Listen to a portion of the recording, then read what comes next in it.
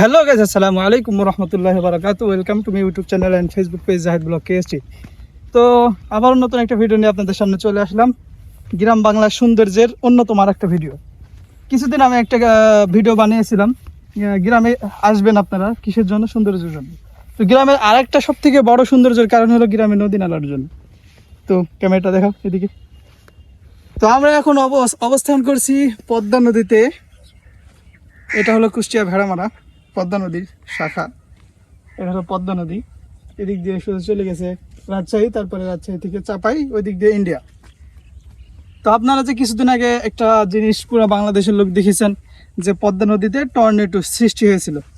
এই টর্নেডোটা ঠিক ওই দিকে, দেখো এইদিকে, ঠিক ওই দিকে এই যে একটা ভাটা দেখা যাচ্ছে, ওইখান থেকে ঠিক শুরু হয়েছে টর্নেডোটা।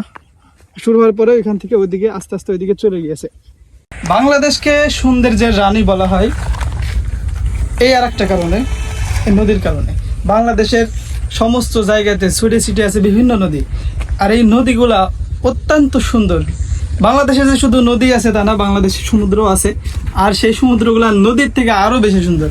কারণ সমুদ্রেতে সবসময় মানুষ তো যাইতে পারে না, কিন্তু মানুষের বাড়ির আশেপাশে পিছনে সব জায়গায় নদী থাকে। তাই গ্রামের মানুষজন সব থেকে বেশি উপভোগ করে নদী, আর নদীকে আমরা খুবই ভালোবাসি।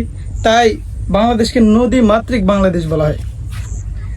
আর বাংলাদেশকে যে সৌন্দর্যের রানী বলা হয়, এর একটা বড় কারণ, বড় একটা নিদর্শন হলো নদী। এই নদীর সৌন্দর্যের কারণেই বাংলাদেশকে সৌন্দর্যের রানী বলা হয়। তো আমরা চাই আমাদের সাথে আপনারা উপভোগ করুন। তো আজকে এই পর্যন্তই। সবাইকে সম্পূর্ণ ভিডিওটা দেখার জন্য ধন্যবাদ। তো আবার আমার ভিডিওটা দেখার জন্য আপনাদেরকে আমন্ত্রণ রইল। আসসালামু আলাইকুম রহমতুল্লাহ বারকাতুহু।